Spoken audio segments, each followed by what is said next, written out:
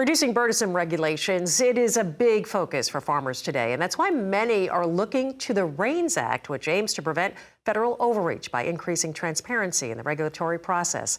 It was introduced by Congresswoman Cammack, who joins us now for more on this. Congresswoman, a pleasure. Thank you so much for being here. So, in essence, it is time to pull in the reins, so to speak. Tell us about this legislation.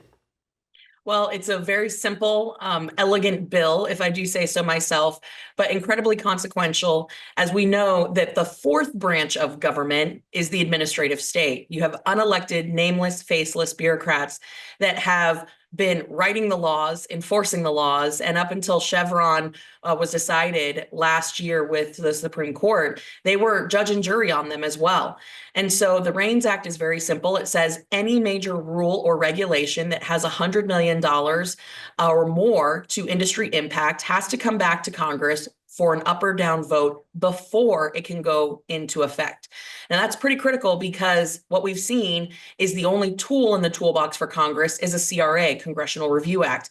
And it really only takes effect when you have Congress stepping up after the damage has been done by some regulation that has really taken out industry. So this is really, really important that we move towards the direction of getting the bureaucracy under control, cut the red tape. And if you put a price tag on it, we're spending $2 trillion every year in enforcement and compliance when it comes to the regulatory regime. It's well past time that we rein in big government, and the REINS Act, it's the long-lasting effort to drain the swamp. $2 trillion a year. That is unbelievable. We talk about the impact these regulations had for farmers. Talk a little bit about this and how this will help or maybe benefit farmers. Well, in so many ways, I grew up on a cow-calf operation and our family business was commercial sandblasting. So I grew up really knowing quite a bit about the regulators, whether it was OSHA, DOL, EPA, you name it, we had contact with these individuals.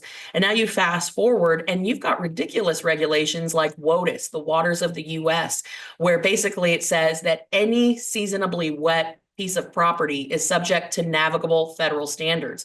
Well, I'm from Florida. And in Florida, we get about 58 to 62 inches on average every year. My front yard is seasonably wet. Does that mean that I need the Army Corps of Engineers to come in and approve me building a fence on my own property? Absolutely not. But that's what the regulation says. And so when you apply that to major production agriculture, it becomes incredibly not just burdensome, but virtually impossible to navigate. And, of course, WOTUS was a big example in the ag world of where the regulations had gotten out of control. Look no further than emission standards. That has been something that has gotten out of control. Oftentimes, the EPA would set standards that are simply unattainable, and we didn't even have the technology to detect. When you think about the main input driver for cost and why things are so high, it's energy. And that is the basis for not just diesel, but then you're looking at fertilizer. And you would have regulations saying, nope, we're not gonna have the capacity to refine, or we're gonna shut down a pipeline on a regulation. That drives up the cost. So across the board, we have seen where agriculture has borne the brunt of a heavy hand of regulation. The REINS Act would rein it in. Absolutely. The type of feedback I'm sure you're hearing from other lawmakers and really the ag community, what are they saying?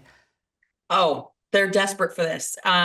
This in the last two Congresses has been one of the most popular and heavily co-sponsored bills. And we have passed the REINS Act out of the House on multiple occasions. We've gotten pretty creative as well, attaching it to each individual appropriations bill.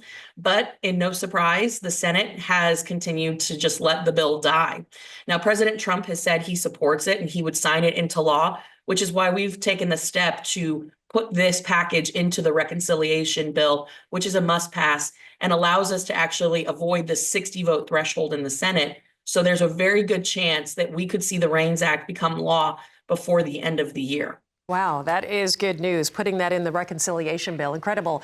Yeah. Congresswoman, thank you so much for joining us. Thank you for all the work you do on behalf of our farmers and producers. We appreciate you taking the time today. Absolutely. Thank you so much. You bet. Congresswoman Cammack of Florida.